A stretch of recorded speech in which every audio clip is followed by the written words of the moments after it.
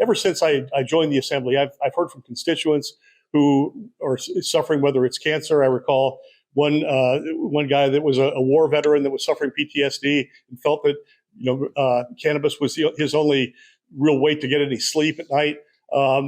And we've had colleagues that have either suffered themselves with cancer or their families have suffered. I've had friends. I think, marijuana, clearly there is medicinal value to it.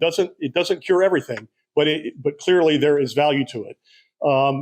Just a week or two ago, I had a woman call me. Her mother was suffering from cancer, and she really wanted to try it out because her mother, there was a lot of pain. She didn't have any appetite, and she really wanted to try it out. So she was looking online as to what dosage. I think she had a friend that went to Michigan to buy some for her. That's not the way we should be treating medicine. It should be under the supervision of a physician so that they can, help them with those things like the dosage of it. Now, ideally, the federal government would do this. And that's what I had hoped through all these years would happen.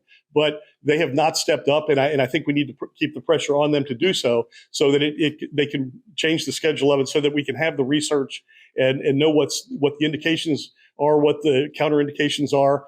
I'm a veterinarian. I am used to working with controlled substances and prescribed medicines, and I know how it's supposed to work. But we've waited too long for this.